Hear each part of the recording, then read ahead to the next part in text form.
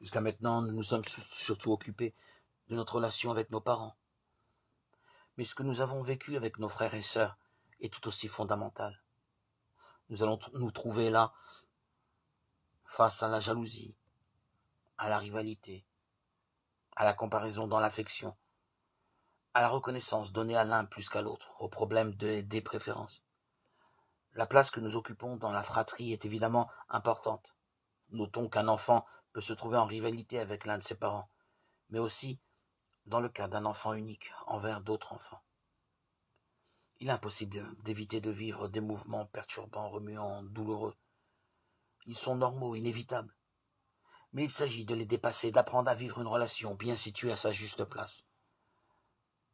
Les blessures vécues dans la fratrie sont souvent très archaïques, très lointaines, profondément enfouies, et de ce fait, elles deviennent fréquemment source d'infection.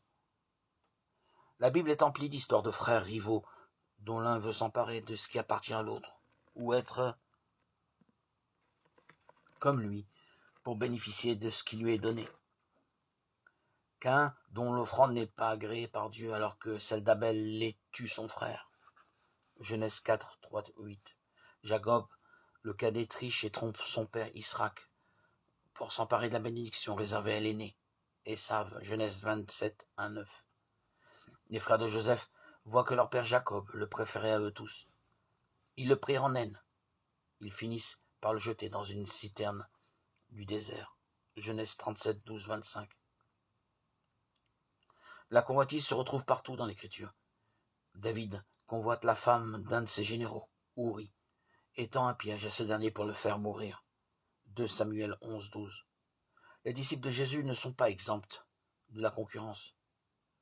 De quoi discutiez-vous en chemin? Mais ils se taisaient, car en chemin, ils s'étaient querellés pour savoir qui était le plus grand. Marc 9, 33, 34. L'envie, la concurrence, la jalousie des pharisiens, des docteurs de la loi, à l'encontre de Jésus, ont entraîné sa mort. Lui, l'innocent. Mais Jésus a vécu sa mort de telle façon qu'il a tué la haine, Éphésiens 2, 14, 16, et qu'il a réintroduit l'amour dans le monde, définitivement.